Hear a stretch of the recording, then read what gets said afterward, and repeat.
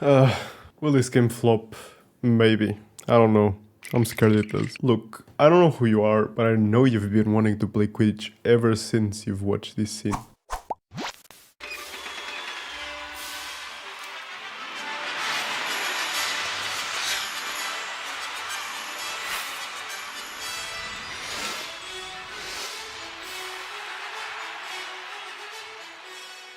And how do I know that? Because everyone's like that. So much so, there's a real sport with leagues and a World Cup. Here, you run around with this between your legs, you shoot hoops. The beaters here, remember the guys whose job was to do this in Quidditch?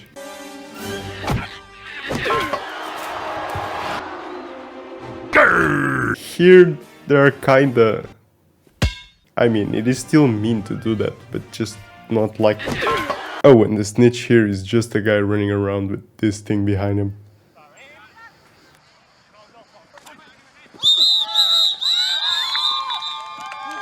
For many years, that was our only hope of experiencing Quidditch in a decent way. Until, not so long ago, when a light at the end of the tunnel appeared. A game that was bound to change all things was announced. And that game was Hogwarts Legacy. This game was set to make you feel what you could never feel in the books and the movies. Included inside of the world. Now, you could interact with creatures, brew potions, attend classes, explore Hogwarts, meet thieves, learn curses, and the best of all, play Quidditch. Oh, and one more thing. Due to the unfortunate injury on the pitch in last spring's final, this year's Quidditch season has been cancelled. And then we got this. Don't get me wrong, it's not like I'm hating on it. I just have some concerns. I'm still bouncing off the walls with excitement about this coming out September 3rd. Oh, you didn't know it was coming out. I guess you're not alone given the number of views the trailers have. I mean, just compare it to Hogwarts Legacy. If the marketing surrounding this game doesn't concern you, I'd like to be as optimistic as you are. In fact, the comparison between Quidditch Champions trailer and Hogwarts Legacies isn't even the scariest. The upload with the most amount of views comes from the official Harry Potter channel, with a whopping 2,000 views for a reveal trailer posted 2 months ago. Now, there's another trailer posted on the same channel from 2 weeks ago with 855,000 views. I'll give you a second to try to guess which miraculous drop is being announced that is capable of overshadowing all of the game's hype with 4 times the amount of views in 2 weeks. And the drop is Harry Potter and the Order of the Phoenix official trailer. The movie's from 2007. How does this beat the release of a brand new Quidditch game? I can only imagine a million people patiently waiting since 2005 for a 5th movie to drop. For them, Voldemort came back and disappeared again for 20 years. New album's gonna be lit. Okay, enough. Let's talk about Quidditch Champions. The devs behind this actually seem somewhat cool, but the marketing behind this has been... It has been nothing. It hasn't been. It is a big NDA. They're almost begging you not to talk about this game. To the point where not even the trailers talk about the game. How does a Seeker play? Keeper, Chaser, Beater? I don't know. I did my best to try and gather across the internet as much knowledge as I could about the game, so let me explain everything we know. First, let's set how real Quidditch works. There are 4 balls on the field, the snitch, the quaffle, and 2 bludgers. The snitch ends the game and gives 150 points. The quaffle is thrown through the hoops and each goal is worth 10 points. And the 2 bludgers are balls controlled by the devil himself that are meant to hit people, and they're made of solid iron.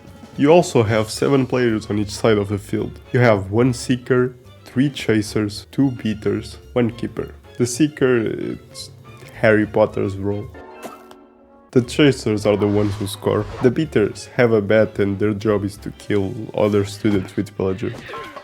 Take out the Seeker is the first rule in the Beater's Bible. And the Keeper, I don't think I have to explain this one. but he can also score goals. Quidditch Champions will be a 6 versus 6, so most likely one of the chasers is out. Now, even though there will be 6 characters on each team, the amount of players will actually be 3 or less. Before queuing up, players will have to select 2 roles that they'll want to play. During the match, players can swap between roles while having a bot play the one that they're currently not on. If you think that's weird, you're not alone. The community was very vocal about how they felt about AI, because AI in other sports games is very iffy, and they're all playing on an XY axis field. Imagine them with AZ. It's not hard to imagine an unpleasant experience playing with bots. But the developers have heard the community, and a 6 versus 6 PvP mode is planned to release later this year. The game will also have a career mode, where you'll be able to play co-op with friends, and that is really cool. There's a way to level up your broom, and it will have no microtransactions. I thought they followed through with this, given it is supposed to be an active game for years, and how would they make enough money to justify the costs of running an active game? So take this as on release, there will be no microtransactions. The game will be launched on PC, PS5, Xbox Series X and S, and on PS4, Xbox One, and Switch. The game will also be free on PlayStation Plus until September 3rd. Okay, going a little back on the XYZ thing, another concern I have is that who's this game target audience? At first I would assume it is the Harry Potter fans, much like Hogwarts Legacy. But Hogwarts Legacy's main appeal was literally to walk around and experience Hogwarts, and that's something you can do at your own pace with no skill required. My issue is that for non-gamers, walking around in a 2D world whilst having to press buttons is already a somewhat challenging task. You put them in a 3D environment where they have to control the camera, and they start to cry. Genuinely. Now imagine putting them in a 3D environment where they have to control their camera while flying on a broomstick with 11 other players, having to worry about 3D movement because now they're in the air. Also having to worry about the Quidditch peculiarity called beater. And since it is a sports game about scoring, you'll also probably have mechanics like passing, shooting, dribbling and others. That is way too much for their precious brains. But if you were to cater the gameplay towards these kinds of players, you'd end up with Pong. And Pong is not Quidditch. Okay, so if the Harry Potter fans are not the target audience, so it must be regular gamers. No. First, the game has a weird look that I don't personally dislike, but it just looks like a Sims game. And Sims visuals only really appeal to Sims fans. And Sims fans are in the category I just talked about. I don't think players who play something like FIFA or 2K would be interested in flying on a broomstick, much like shooter or MOBA or survival fans wouldn't. Dava um tiro. I would imagine Rocket League fans or that weird skates game could enjoy Quidditch Champions. But in order for it to be somewhat appealing to these kinds of gamers, it would need to be a little challenging, complicated, have a high skill ceiling. And I think the game will just die off if it doesn't match this criteria. How do you make a competitive game that is easy enough so non-gamers can play it, but hard enough and complicated enough so that it is fun for regular players? And you can even make it harder for yourself if your goal is to maintain Quidditch's essence. Like, some rules in Quidditch don't make much sense as a real game. Especially everything involving the snitch. Yeah, the snitch might actually be the root of all evil here. And the bludgers. In Harry Potter, the length of a Quidditch match is determined solely by the snitch. The game only ends when the snitch is caught. It doesn't matter if you are seconds into the game or days. There's even a rule in Quidditch through the ages that says the captain of a team may call for a timeout by signaling to the referee. Timeout may be extended to a 2-hour period if a game has lasted more than 12 hours. In the books, catching the snitch is worth 150 points, so you need to score 16 more goals to win against someone who caught the snitch. And I'd also like to comment the fact that even in the books it doesn't make sense. These are all the featured Quidditch match cards without counting the snitch. That would be super cool to have in the game. Okay, changing the rules around the snitch is a must. But that was not even my concern about the snitch. I just wanted to say it didn't make sense. So, a snitch, a small golden super fast flying thing, that you are supposed to catch. How are you going to implement that in a fun way? During a Quidditch match, a lot of the times the seeker is just existing, trying to look for the snitch. Are we going to be following a small thing the whole match and whoever follows it better catches it? Not sure if that's going to be fun. The majority of people who want to play this game want to do the same things they've seen in the movies. And I'm not sure how the developers would handle everyone queuing up for Seeker. And people want the game to feel as free as Quidditch seems. Catching the snitch like that, beating each other's brooms, which is considered a foul according to the book. People want to do stuff like this, and I can't imagine a game delivering that experience.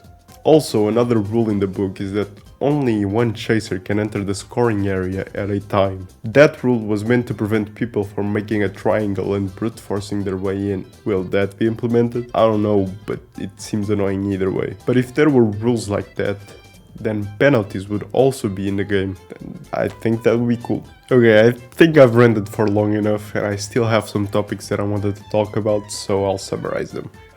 First, the price seems way too high for the amount of hype the game is getting. The only hope I have here is that the free for PlayStation players carries the player count. Second, the game needs to be casual and super competitive, much like Rocket League, in order to be successful. And now I'm done with the negatives. Throughout this video I've probably sounded like a hater, but I'm just concerned. I hope this does well. So number 3, Harry has green eyes. Number 4, all the maps shown look really good.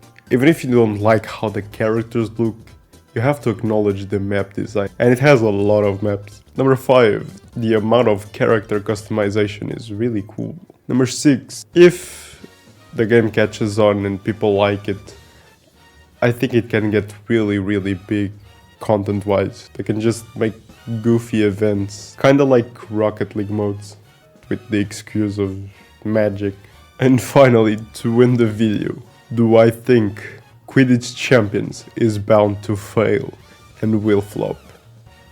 I hope not. I was really hyped for this game ever since playtests were announced, and I'll pay $30 for it, so so I'm praying that this game is good. And if you want to figure out if the game is good or not, I've got you, probably. When the game comes out, you'll be able to watch me play it live on Twitch. Please follow me on Twitch, this took a lot of work. And you probably have noticed that I'm sick and tired of making this video. Follow me on Twitch, let's pray for this game, and goodbye.